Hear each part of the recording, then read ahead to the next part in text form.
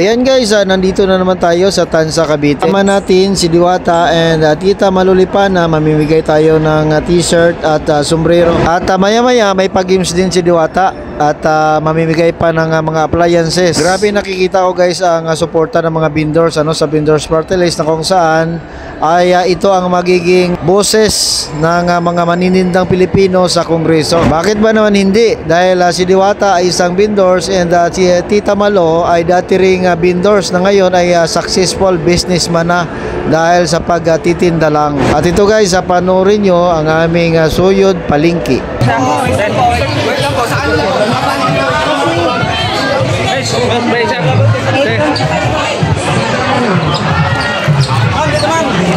Saan?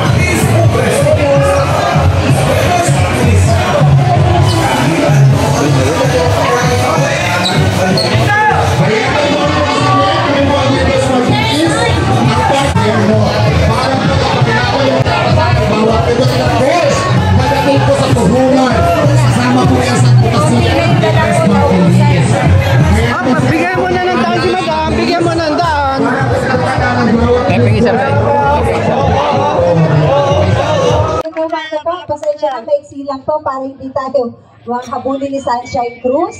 Okay, una magpapasalamat lang po tayo kay Mayor Yuri Napacubio. Salamat na marami, and of course sa ating Vice Mayor, kay Angelo and B. Matro. Excuse me. Ano ba to? Nagtagal ako tayo. And syempre sa ating barangay chairman, nandito po ba siya ngayon? Kay Honorable Myron S. Ner. Thank you po. And syempre sa barangay council, salamat po. Kay Engineer Rodel Dones, nandito kanina sa ating public admin, salamat po. And syempre sa lahat po na nandito ngayon ng mga ka-vendors natin, magandang umaga po. Hello! Hello!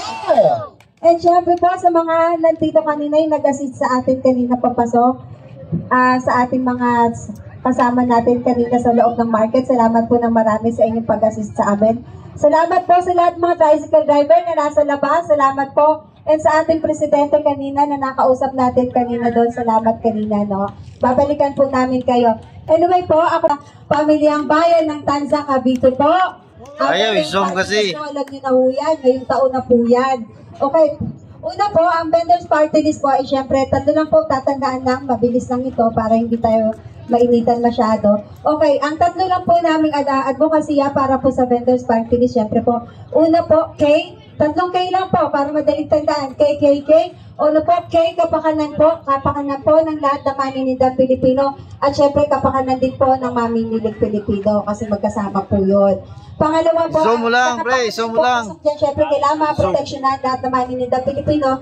Nakatulad po ni Diwata, hindi kailangan dapat, diba, siyempre, hindi dapat na agrabyado tayo maninindang Pilipino. Tama. Hindi po pwede yan. At siyempre, sa mga kapatid natin, mga Muslim, salamat po sa pagtulong niyo po sa amin. Sa Labalay Boom, salamat po. Anyway po, marami po sa mga kapatiran natin Muslim sa iba't ibang palengke po na talaga naman po nagpapasalamat tayo at sinusuportahan nila ang ating vendors party list. Solid supporters sila yung mga kapatid nating Muslim talaga sa vendors party list, madam. Yes, at sinisiguro ko naman po sa inyo bilang ako po yung founding chairman nito, sinisiguro ko po sa inyo na kami po ay talaga naman tutupad sa aming magiging tungkulin kung paano namin makakapag-serbisyo po sa lahat po ng maninindang Pilipino at sa lahat po ng miyembro ng vendors party list po. Okay, sa KKK po, balikan natin yung K sa kapakanan po. Sabi ko nga po, itong kapakanan na to, hindi lang ito para lang sa kapakanan ng nagtitinda, kundi sa kapakanan din po syempre ng mamimili ho. Sa pangalawa po, syempre, yun nga, sa protection, kasama na po dyan, usaping legal, magkakaroon po tayo ng usaping legal.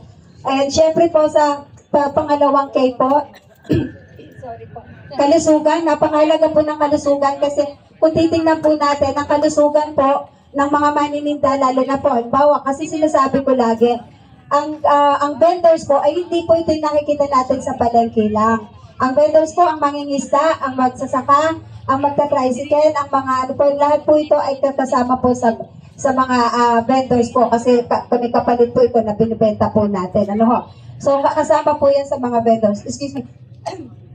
Okay po. So, kung titingnan po natin ng mga vendors po ay napakalapitin po ito ng sakit. Napakahalaga po rito na katulad po natin mga vendors ay maulanan, maarawan, maalikabukan. Siyempre, napaka-prone po o napakalapitin natin sa sakit po. Ito po magkakaroon po tayo ng ID system po na kung saan po lahat po ng miyembro ng vendors party list po magkakaroon po ng ID at magkakaroon po tayo, maglalagap po tayo ng budget po sa isang pribadong ospital na kung saan po, hindi nyo na kailangan tumakbo-takbo pa kung saan-saan po para po, halimbawa, hindi pa kayo nag-guarantee letter. Yung ID nyo mismo po para hindi na po kayo maghanap ng deposit.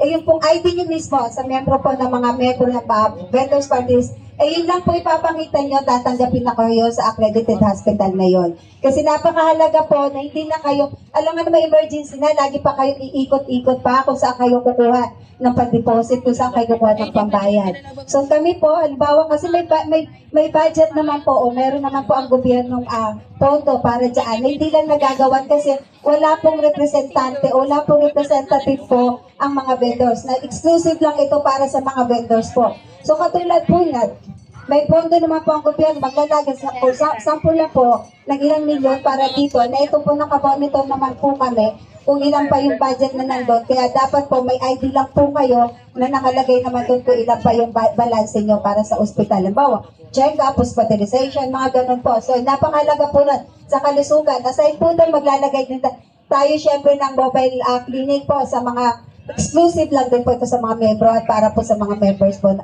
sa mga kapwa natin manininda Pilipino ho. So pangatlo po, dito papasok yung ating anumang kaunlaran.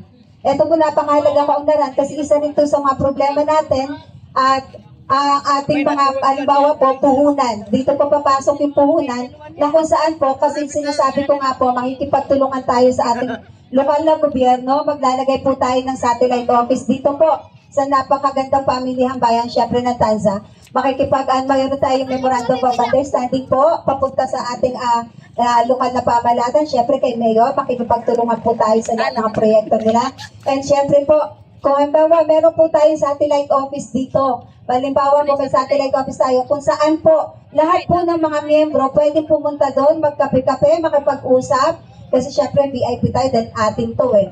So, pwede kayo makipag-usap, kasi itong vendors party list, hindi naman to lahat, ito yung gusto namin gawin. Siyempre, kami po, vendors party list, kami ang magiging bosses lang po ng mga manininda o ng membro ng vendors party list. Hindi naman lahat po ng pag-uusapan natin, makipagdulugan po tayo sa lahat po ng na problema, kung ano pong dapat pag-usapan na dapat natin isulong sa batas, kung ano pong nararapat po para po mapa-improve po natin ang kabuhayan po ng lahat ng manininda Pilipino. Papasok po dito sa kaunlaran, syempre, ang pagbibigay ng puhunan po sa lahat po naman miyembro o manininda Pilipino. Nabawa po, halimbawa, pero po, ang puhunan po, hindi po ito, halimbawa po, maglalagay tayo ng kooperatiba na kung saan po, kayo rin po magpapatakbo dito sa kooperatiba to. Kilala nyo po, ilalagay nyo dito board of directors po o yung magpapautang o magpapahiram po sa inyo. So napakahalaga po na pag halimbawa po, manghihiram po kayo ng puhunan, kailangan nyo lang po yung ID uli. Yung ID uli na ibibigay nyo doon sa kakilala nyo naman kung sino po ilalagay nyo sa kooperatibang yon. At yun po ay bibigyan din po kayo syempre ng puhunan. Pero ibabalik nyo rin po syempre para magamit din po ng iba. Pero wala pong tubo. Kasi nakikita ko po, napakahirap po. Pag hihiram kayo ng puhunan, syempre po, yung tubo, wala na kayong kikitain kasi binigay niyo na sa interest po. So dito, pag nagkaroon tayo ng kooperatiba na kung saan papakita niyo lang yung ID, pag wala naman po kayo o wala kayong mapapahiram po kayo syempre ng pampuhunan. So napakahalaga po ng puhunan kasi para hindi, kasi ang nangyayari po pag halimbawa wala na kayong kikitain sa tubo kasi binigay nyo na dun sa inutangan nyo, ang mangyayari po magtataas kayo ng presyo, maapektuhan din po yung mamimili po, yung mga mamimili natin, yung mga consumer po natin. So napakahalaga po nito. And syempre sa kaunlaran, magkakaroon tayo ng training, seminar po kung paano natin mapapaunlad din po ang ating po mga negosyante. Kasi napakahalaga po. Okay, eto po na sinabi ko 3K, mabilis lang talaga kasi nakakaya naman sa inyo, mainit, no? So ito yung 3K na dapat tandaan. Una, kasi mamaya tanong ni Diwata to Una po, kapakanan ng bawat maninila at mamimiling Pilipino. Pangalawa po, ang kalusugan, napakahalaga po nito kasi nakikita natin talaga, dapat exclusive, dapat may card tayo na hindi tayo mahihirapan, maghahanap na kung ano-anong deposito o whatever, no? So pangatlo po, yung kaunlaran, napakahalaga po ng kaunlaran, itong papasok dito, yung puhunan, para hindi po tayo, hindi naman tayo mabaon sa utang.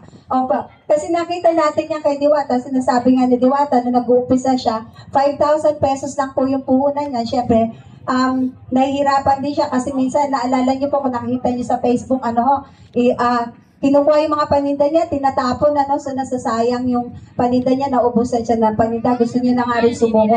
Kaya ang ni Diwata ay huwag susuko. Correct. Kasi talaga naman, tuloy-tuloy lang ang laban. Ayun, napakalaga po din yun, Tapos yun. Anyway, bago magkalimutan tayo, ako po, si Malu Lipana po, ako po ay Tubong Masbate, ako po ay Bisaya rin po ako, Bisaya Bicolana, So hindi, nakipagsapalaran ako dito sa Maynila nung medyo bata-bata pa po ako, pero bata pa rin naman ako hanggang ngayon. Pero yun nga, katulad din ni Diwata, nag-umpisa ako sa walang-wala, Pero syempre ngayon, kung titingnan niyo po, syempre, medyo nakakaangat-angat na po. Kaya handa na po ako tumulong sa ating mga kapwa vendor. Kasi kung titignan po natin, lagi nilang sinasabi, bakit paano naging vendor siya? Paano magre-representa ng vendor siya? Mayaman yan. Bakit naka-Land Cruiser yan? Bakit ganon? Sa tingin niyo po, syempre, kaya ako tutulong kasi kaya ko na yung sarili ko.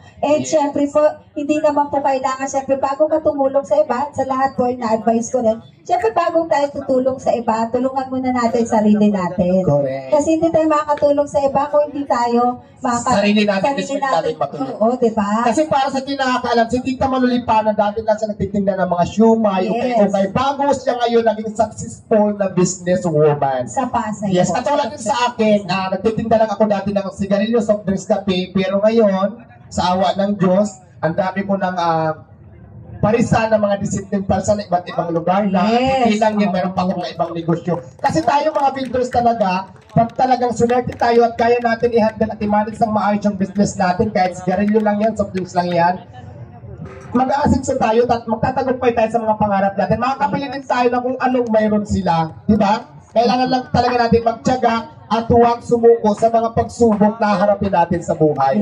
Kasi pag sumuko tayo, hindi natin matutupad yung mga pangarap natin kasi nga, sinukuan na natin. So yun yun. Diba? Okay, tama yun. Dapat talaga magsikap. Okay. Ako po ay talagang galing din po ako sa public school. Mula elementary sa Masbate, Aroray Masbate, At ako po ay nagtao sa Polytechnic University of the Philippines po. Doon pa ako nag-kolehiyo, nag-ano po tayo ng business entrepreneur po. And syempre po, dito rin tayo nag-masteral. Napakahalaga din po na dapat po talaga magkakaroon din po tayo syempre ng tungkol po din sa sa mga paglalagay tayo ng satellite scholarship din po, program din po. Kasi mahalaga din po na lahat po, dapat po tayong maninindang Pilipino o dapat lahat tayong may mga vendors, magmula po sa lahat, dapat nga unang uunlad, nasa atin ang pera. And imagine nyo po, kung wala pong vendors o wala pong manininda, pag hindi lahat namatay lahat ng tao. Imagine nyo kung walang magsasaka. Imagine nyo kung walang mangingisda. Imagine nyo kung walang palengke.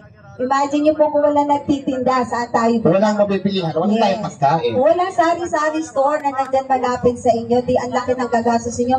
Pupunta pa kayo sa malayo. Kaya yung sinasabi ko, tayong mga vendors po, tayong maninita, ay may pinakamahalagang papel na ginagampanan sa lipunan.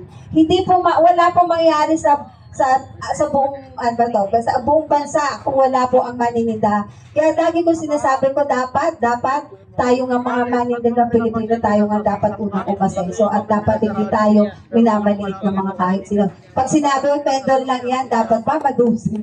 Dapat ba ganito nga? Dapat yun ang dapat natin.